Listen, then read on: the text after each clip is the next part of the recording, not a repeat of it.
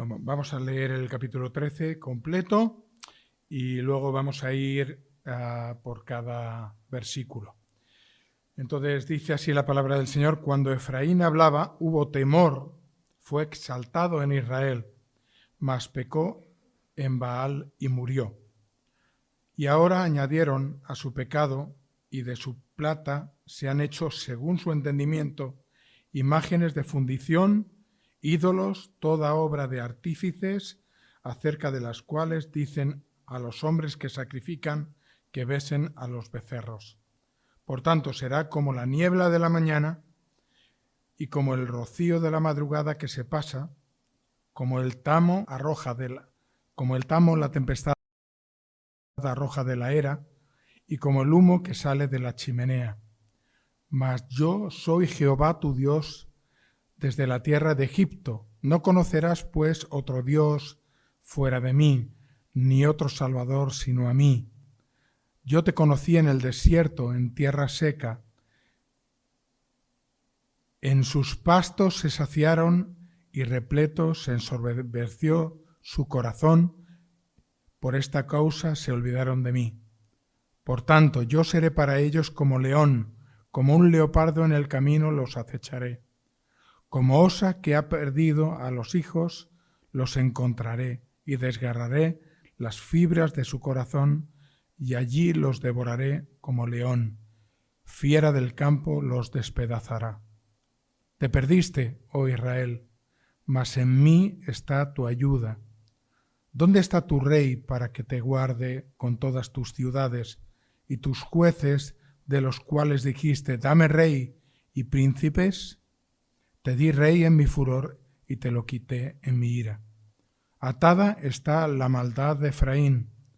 Su pecado está guardado. Dolores de mujer que da a luz le vendrán. Y es un hijo no sabio, porque ya hace tiempo que no debiera detenerse al punto mismo de nacer. De la mano del Seol los redimiré, los libraré de la muerte, oh muerte. Yo seré tu muerte y seré tu destrucción, oh Seol. La compasión será escondida de mi vista. Aunque él fructifique entre los hermanos, vendrá el solano, viento de Jehová. Se levantará desde el desierto y se secará su manantial y se agotará su fuente. Él saqueará el tesoro de todas sus preciosas alhajas. Samaria será asolada porque se rebeló contra su Dios. Caerán a espada, sus niños serán estrellados y sus mujeres encintas serán abiertas. Es un texto duro como tantos del libro de Oseas. Sin embargo, nos vamos a poner un poquito en contexto. He querido llamar el verdadero amor de Israel la idolatría. Así es, el bosquejo será este, el escándalo de la idolatría, el pastor furioso, el rey desaparecido y un pueblo sin memoria. Entonces, habíamos visto en el versículo 14 del capítulo 12 que Efraín ha provocado a Dios con amarguras, por tanto hará recaer sobre él la sangre que ha derramado y su Señor le pagará su oprobio. Aquí está hablando de juicio, obviamente. El pueblo había provocado al Señor constantemente con la idolatría. La idolatría es adorar a otros dioses que no eran el Dios único, todopoderoso, infinito, soberano. La respuesta de Dios es que les devolvería el oprobio. Me encanta ir al diccionario cuando vemos algún palabra de estos difíciles de entender. El oprobio significa la deshonra o vergüenza públicas. El pueblo había deshonrado el nombre de su Dios, yéndose tras dioses ajenos a él. Ahora él les devolvería el oprobio, les devolvería la deshonra que merecían y la vergüenza. Y algo más que debemos notar también en este contexto es que el Señor se vengará de la sangre de los inocentes. Hay un versículo, como sabemos, en Apocalipsis, donde los mártires claman a Dios por venganza. El Señor no retardará su venganza.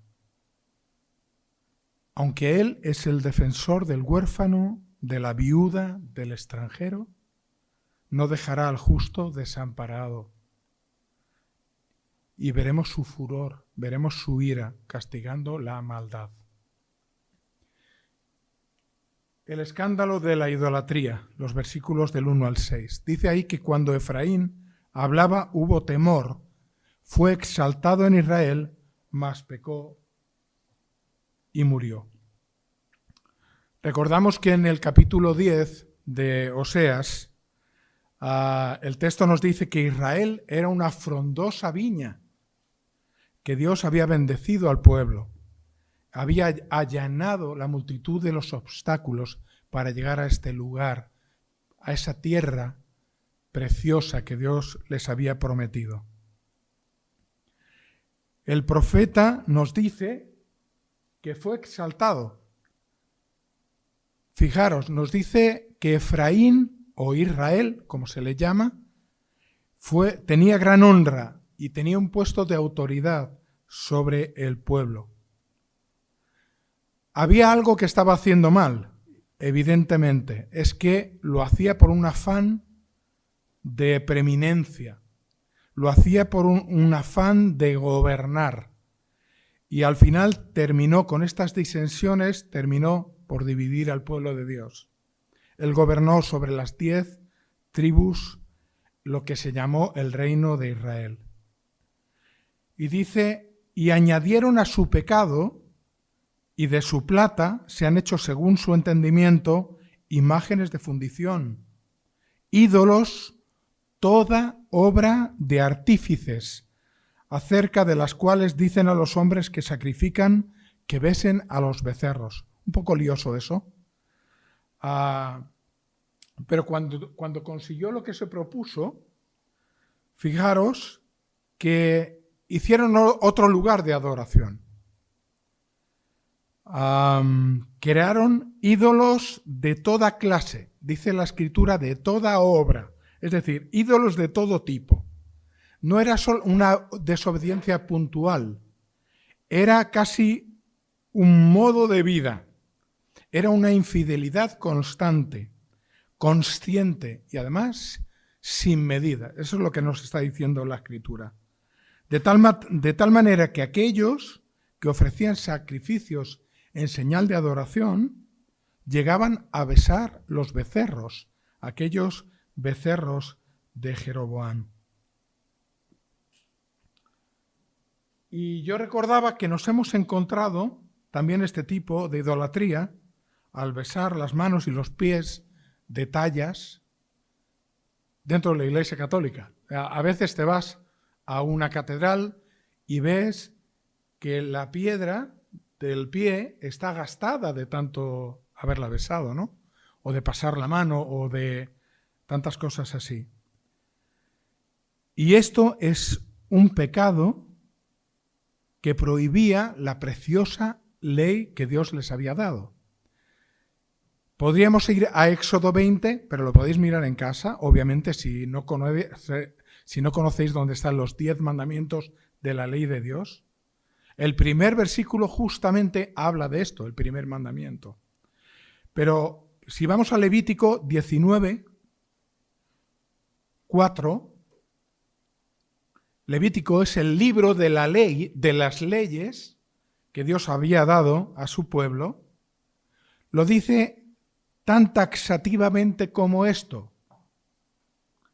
Levítico 19, 4. No os volveréis a los ídolos, ni haréis para vosotros dioses de fundición. Yo Jehová vuestro Dios. Ahí lo firma el Señor. Yo Jehová vuestro Dios os he mandado que no os volváis a los ídolos, ni hagáis para vosotros dioses de fundición. En Éxodo 20 dice, no te hagas imagen ni lo que esté arriba en la tierra, en el cielo, ni abajo en la tierra, ni en las aguas de fuera en las aguas profundas del mar. No te hagas imágenes. Lo dice. Mira, no te hagas imágenes. Y el pueblo desobedece la preciosa ley de Dios. Ídolos de toda clase. Versículo 3. Por tanto, serán como la niebla de la mañana y como el rocío de la madrugada que se pasa, como el tamo que la tempestad arroja de la era, y como el humo que sale de la chimenea. Mas yo soy Jehová tu Dios, desde la tierra de Egipto. No conocerás, pues, otro Dios fuera de mí, ni otro Salvador sino a mí. Yo te conocí en el desierto, en tierra seca. En sus pastos se saciaron y repletos se ensoberbeció su corazón. Por esta causa se olvidaron de mí. Viene juicio a Efraín. Dice la Escritura que no sé si habéis estado alguna vez en un campo después de la siega en la era. Cuando hay un viento fuerte y se lleva las pajas, el tamo, las pajas las levanta y se las lleva. Como el rocío que viene en la mañana y cuando han pasado 1 hora, 2 horas, de repente ya no está. Estaba todo mojado, pero ya no está. Como el humo que sale de la chimenea, pronto serán como niebla de la mañana. Viene este juicio a Efraín. Ahora serán un pueblo que será dispersado. Habían cambiado la adoración al Dios verdadero, al único Dios verdadero, 3 veces santo, todopoderoso, que les había llevado de victoria en victoria, y lo habían cambiado por Baal. Ese era ahora su Dios. Habían elegido a quién seguir y a quién servir. Pero Dios es Dios sobre todos los dioses. Y desde el principio había escogido un pueblo para traer la salvación a la humanidad. De este precioso pueblo que Dios había escogido, que era un pueblo especial, no lo olvidemos. No nos desenfoquemos por lo que vemos en la palabra, donde viene juicio. Cuando Dios escoge a su pueblo, lo escoge como un pueblo precioso, especial. No olvidemos que ahí estaban Abraham, Isaac y todos los demás descendientes, David, a quien amaba, un hombre conforme al corazón de Dios, etcétera, etcétera, etcétera. De allí vendría el Mesías, Jesús, el Salvador del mundo. Y nos recuerda que no hay Dios que pueda salvar excepto Él. También nos dice que fueron saciados.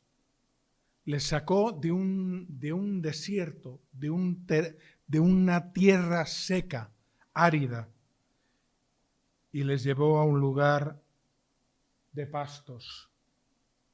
Les llegó a un lugar de abundancia. ¿Y sabes lo que pasó? Que fueron saciados. No fueron saciados solamente sus barrigas, que también, porque era una tierra de leche y miel. Fue su corazón lleno de orgullo y se olvidaron del Dios verdadero. Y en estas cosas de saciarnos y de tener de tener abundancia es un peligro. A veces desenfocamos nuestra vida y parece que una de las cosas que buscamos con todo nuestro anhelo es tener más. Pero tener más tiene un peligro muy grande. Me acordaba de Proverbios 30, versículos 7 a 9. Y dice así el proverbio: 2 cosas te he demandado. le dice Salomón le dice a Dios: no me las niegues antes de que muera. Vanidad y palabra mentirosa aparta de mí. Tomémosla en cuenta, porque está diciendo dos cosas. Te he demandado Dios. Aparta la vanidad, aparta la mentira de mí, y no me des pobrezas ni riquezas.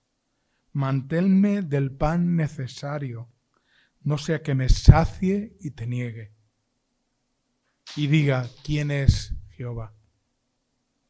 O que siendo pobre hurte y blasfeme el nombre de Dios. Qué insensatos somos a veces al pedir más y más al Señor. Más riquezas, más posesiones, más poder. El mundo se maneja así, quiere más, pero nosotros no. Nosotros debemos tener un corazón agradecido con lo que Dios nos ha dado y lo que Dios nos va a dar.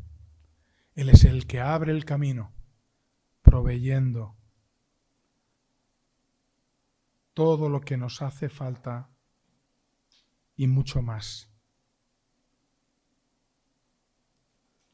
Entonces, cuidado con las riquezas, que fueron una de las cosas que apartaron al pueblo de Israel del Señor.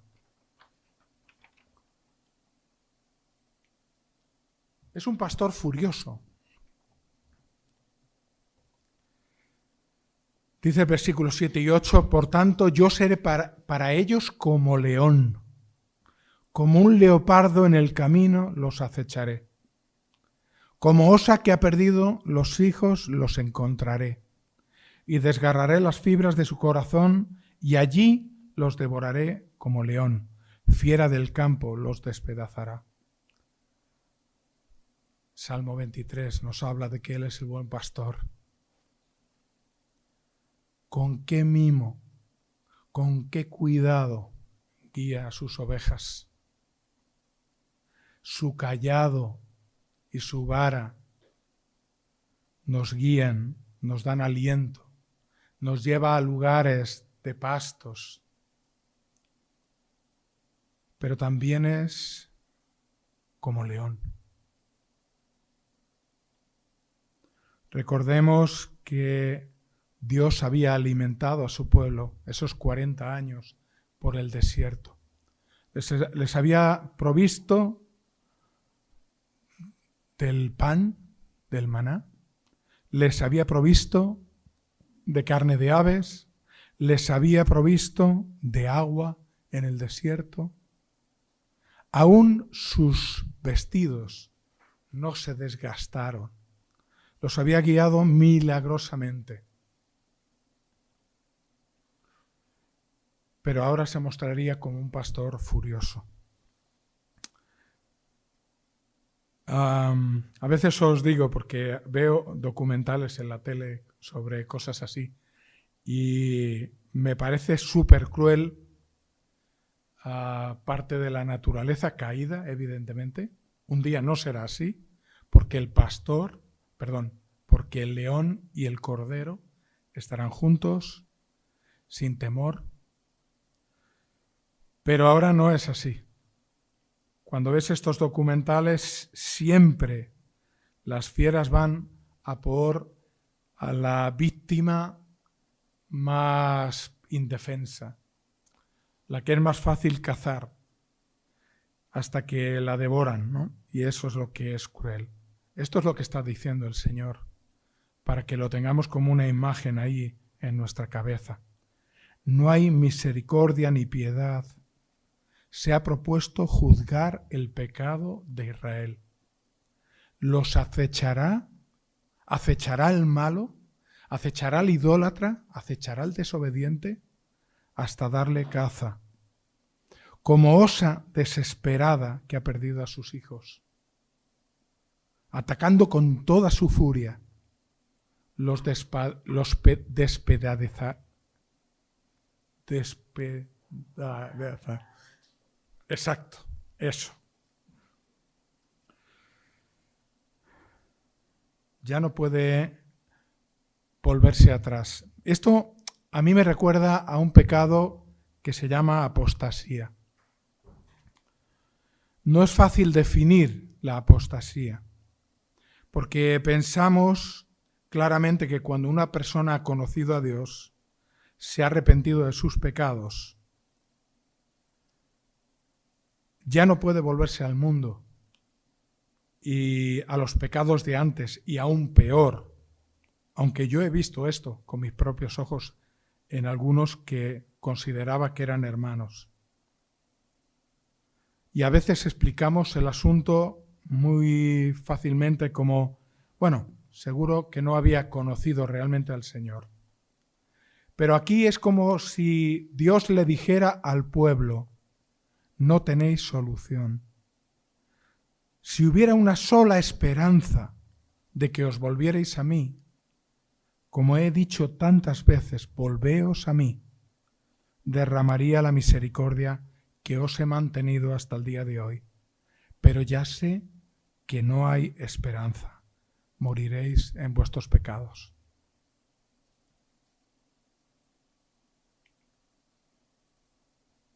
El rey desaparecido. Versículos del 9 al 11. Te perdiste, oh Israel, mas en mí está tu ayuda. ¿Dónde está tu rey para que te guarde con todas tus ciudades? Y tus jueces de los cuales dijiste, dame rey y príncipes. Te di rey en mi furor y te lo quité en mi ira. Te perdiste. Israel estaba lejos de Dios. Es justo eso, estar perdido, lejos de Dios. Definitivamente, totalmente lejos de Dios. Me pregunto, ¿te has perdido alguna vez en un lugar que no conocías para nada? No sé si ha tenido alguien esta experiencia. Que levante la mano, no le voy a decir que lo cuente. Sí, Ana se ha perdido. Mari también. A ver, ¿alguno más? Sí, también Ana. Bien, bueno. A mí me encanta perderme en Cádiz, te lo digo por las callecitas de Cádiz. Muy bien. A mí me pasó una vez que sí me llevé un susto.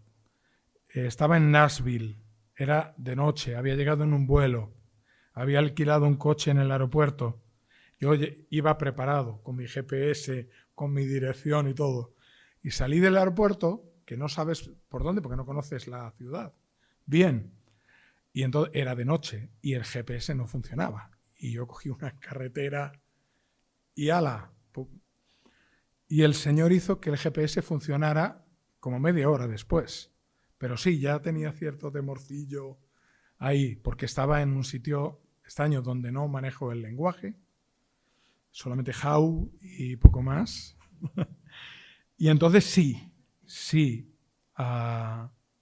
fijaros, Israel estaba mucho más, millones de veces lejos, mucho peor, estaba perdido, te perdiste, oh Israel.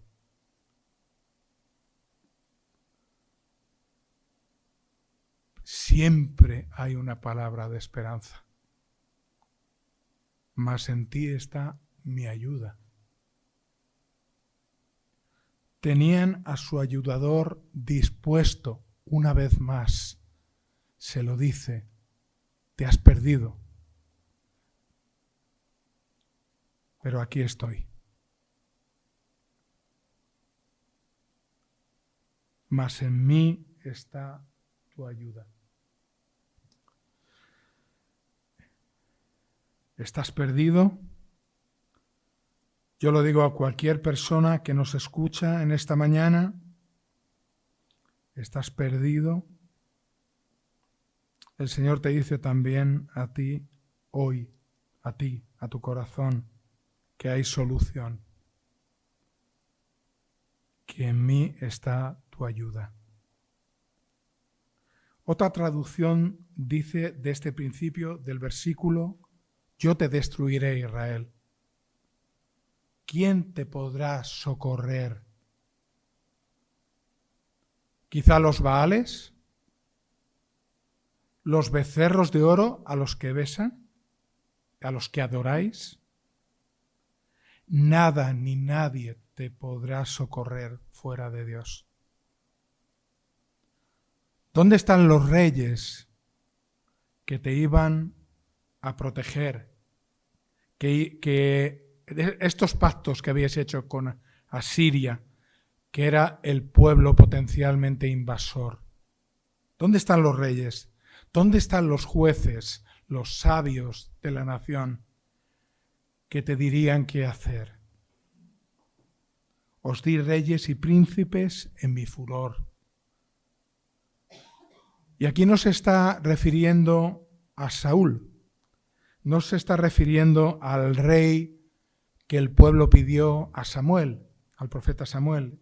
Se está refiriendo precisamente a los reyes que pasaron por este reino de Israel, de las 10 tribus, que fueron cada uno peor, cada cual peor. Mira, asesinatos, hostigamientos, golpes de Estado. Y los jueces a los que hace referencia aquí se está refiriendo a sus consejeros. Es decir, no había ni uno que apuntara bien.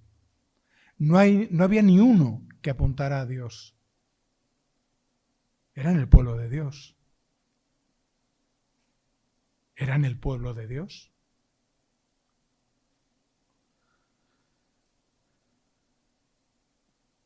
Tendí mi mano tantas veces y tú cada vez estabas más lejos de mí, hasta que te perdiste, Israel. Y sabemos que fueron entregados en manos de gentiles que les invadieron, les dispersaron por todos los pueblos. El pueblo de Dios esparcido entre las naciones. Y era un pueblo también sin memoria. Nos dice los versículos de 12 a 16, atada está la maldad de Efraín, su pecado está guardado, dolores de mujer que da a luz le vendrán. Es un hijo no sabio, porque ya hace tiempo que no debiera detenerse al punto mismo de nacer. Por el pecado de la idolatría, dice, está atada la maldad. Estaba atada la maldad al pueblo, estaba atada como una cadena. Iban a llegar a Efraín, a Israel, grandes sufrimientos. Fijaros, nos dice la Biblia que todos sus pecados, su pecado está guardado, estaba inventariado, estaba puesto como en un archivo cada cosa que habían hecho. Dios toma los pecados en cuenta. Salvo cuando han sido perdonados por la misma sangre de Cristo.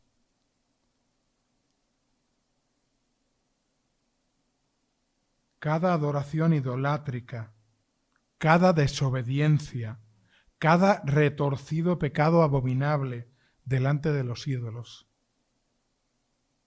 nada de esto estaba fuera de la mente de Dios. Su sufrimiento será como dolores de parto, pero de un parto que viene mal, porque el bebé no se ha colocado, porque el bebé está en un sitio que no debe estar cuando la mujer va a dar a luz. Y en aquellos tiempos que un bebé viniera mal, pues seguro que era un peligro de muerte para la mamá y para el hijo. Seguramente hoy también acarrea mucha dificultad y sufrimiento, ¿no?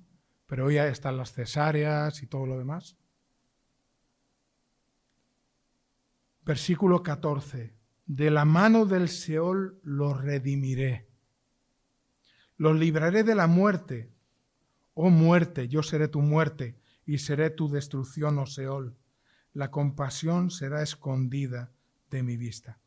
Y aquí tenemos una promesa.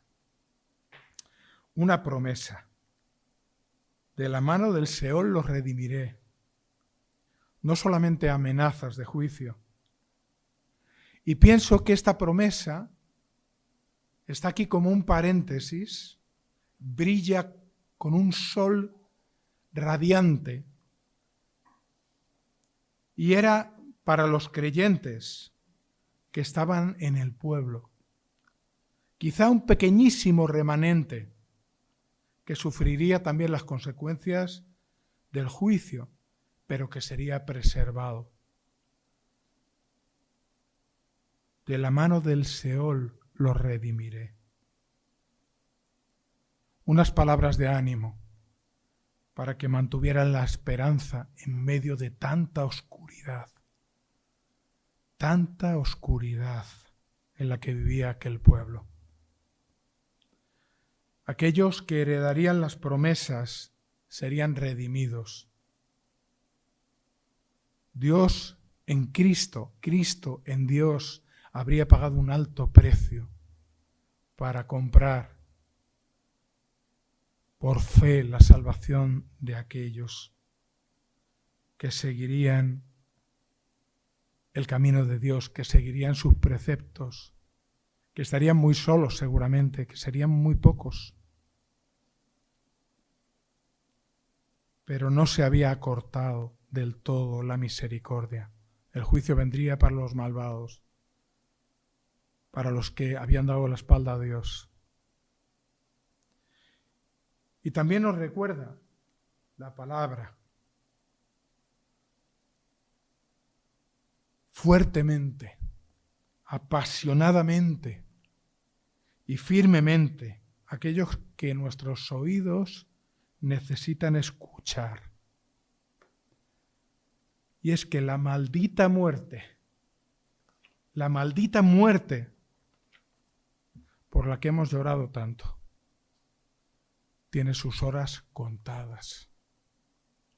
Que el mismo Dios será la muerte de la muerte, que un día será completamente destruida, que no habrá compasión para el Seol. Y todos hemos sufrido la muerte de los que amamos. Pero un día será destruida. Este Seol, para aquellos que no hayan escuchado esta palabra, se traduce en la Biblia como el lugar de oscuridad al que van los muertos.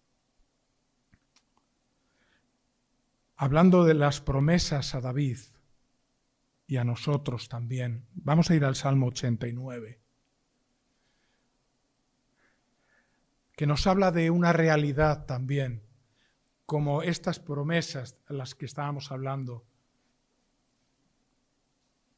Y fijaros que claramente lo dice el Señor en su palabra. Salmo 89, versículo 26 en adelante.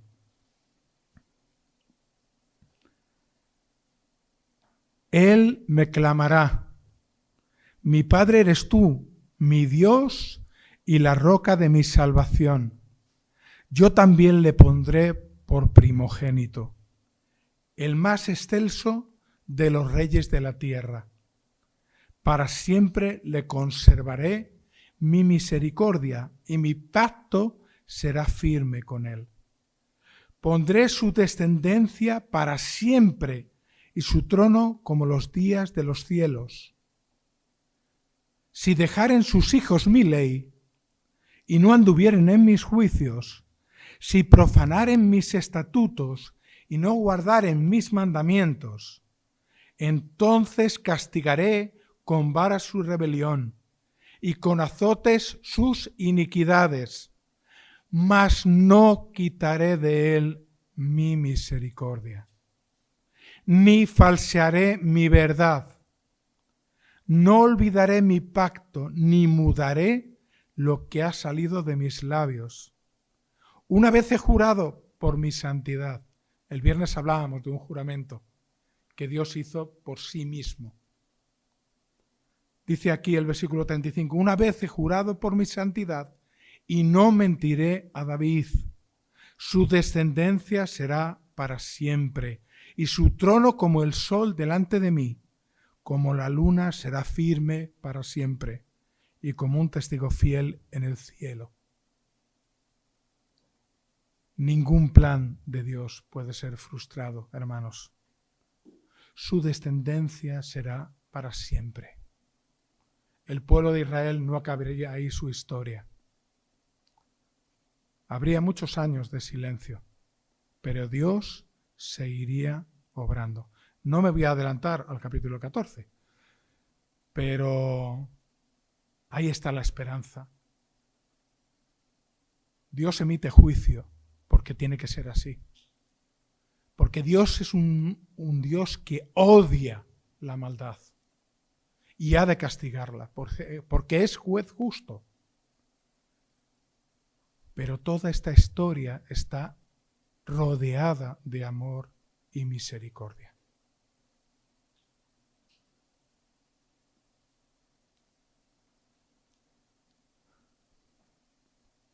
Versículo 15 en adelante. Aunque él fructifique entre los hermanos, vendrá el solano, viento de Jehová, se levantará desde el desierto y se secará su manantial y se agotará su fuente. Él saqueará el tesoro de todas sus preciosas alhajas. Samaria será asolada porque se rebeló contra su Dios.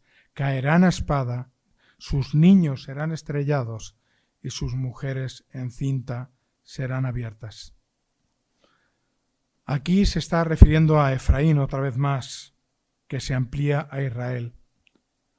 Y aunque aparentemente es difícil explicar un poco este texto, pero también se está refiriendo al versículo anterior, donde nos habla de redención. Está refiriéndose a los portadores de la promesa, que no era todo el pueblo de Israel, era esa línea de fe. Por eso habla de fruto. Efraín recogerá los frutos abundantes de las promesas de Dios, en tanto en cuando le siga obedeciendo en fe y en compromiso de vida. Pero hay otro Efraín del que nos habla el capítulo 12, que hemos tocado atrás, que era un mercader que se había enriquecido con peso falso. Aquel que no tenía temor de Dios, que le resiste, que le es infiel, que le da la espalda constantemente, aquella esposa infiel de Oseas. Sobre este sí vendrá el viento solano, el viento que viene de Asiria, un viento que quema hasta las entrañas, que lo seca todo, que trae muerte, que seca los pozos donde ya no hay agua, que destruirá toda la riqueza acumulada de las bendiciones que el Señor les había dado. Las joyas, el poderío militar o el resto del poderío militar que les quedara, el fruto de la tierra. Dios es justo, castiga el pecado y la maldad de forma severa. Nos habla de palabras fuertes. Esta última parte del versículo. Dios está describiendo lo que pasará cuando caigan en manos del enemigo. Él ya no está para protegerles. Ellos mismos se han alejado de él. Quiero concluir diciendo que sí, se apartaron de Dios.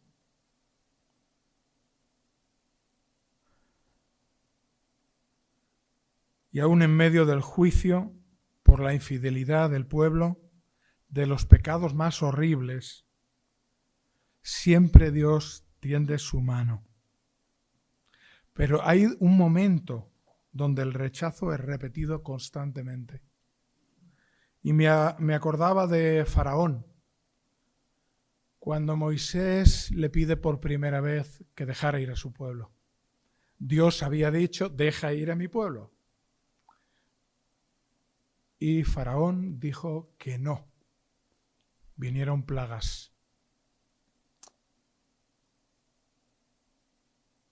Y Moisés se presentó otra vez delante del Faraón y le dijo, deja ir a mi pueblo. y le dijo que no.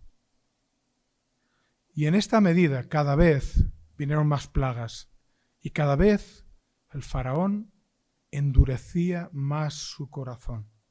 Yo creo que esto le pasa a aquel que resiste al Señor, que le desobedece, que ignora a propósito sus palabras, que le da la espalda.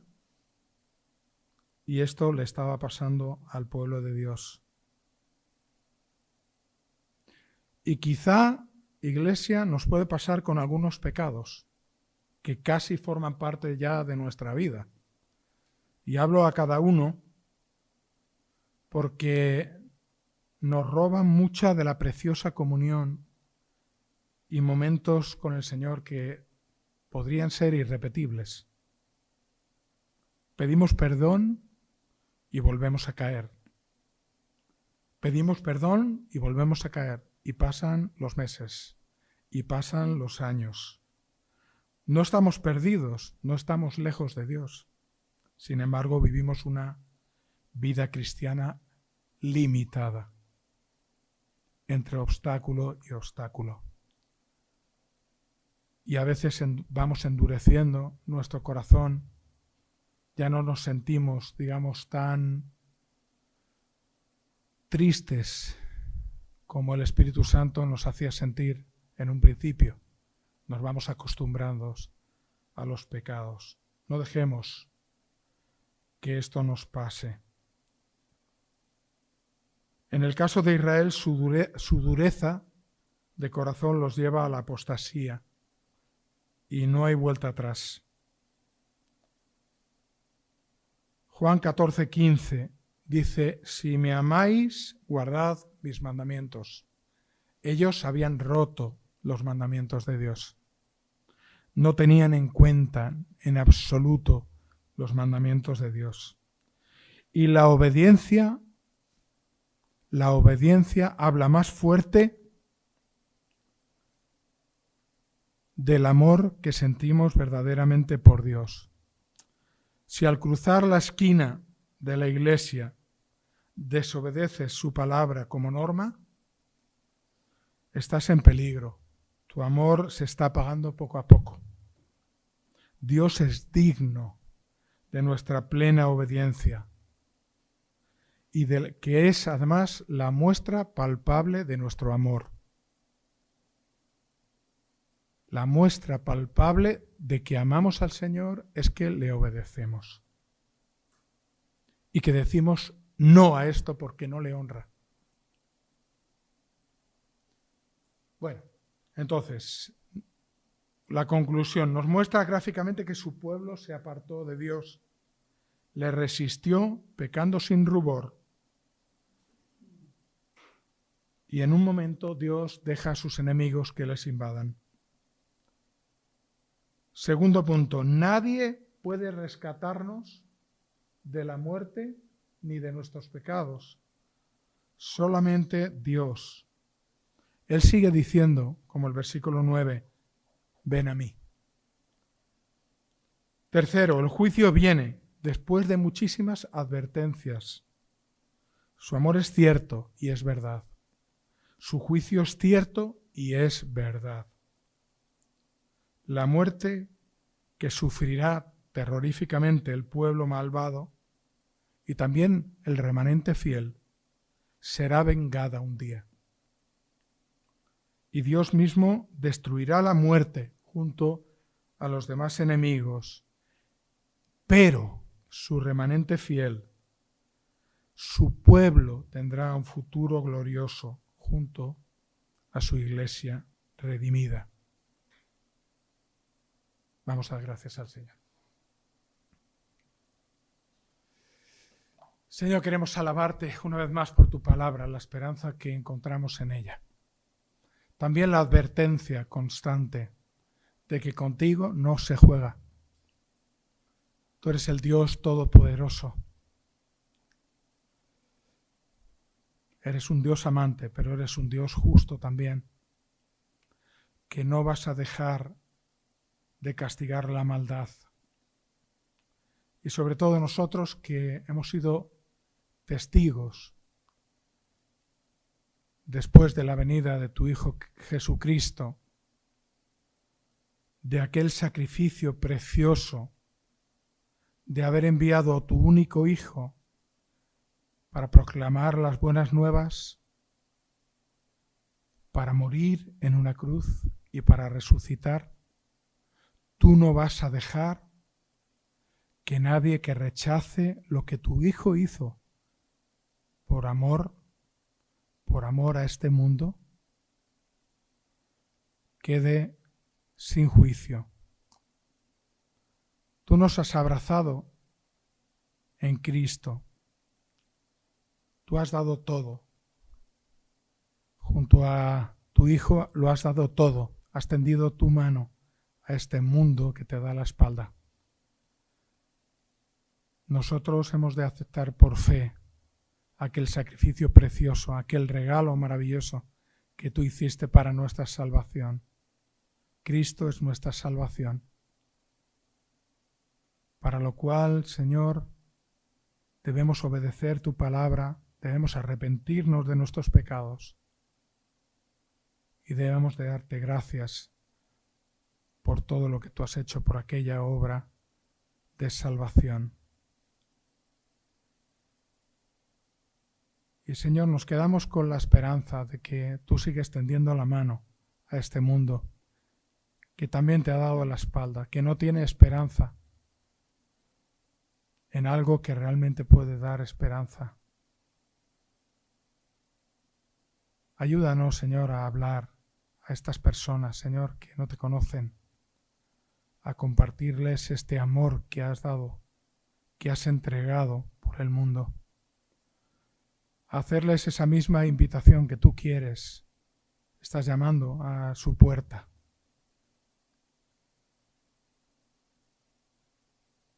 Y permítenos, Señor, que entre todos estos cultos especiales que vamos a hacer, Señor, que podamos estar orando por personas a las que invitar para que escuchen tu palabra y pasen de muerte a vida.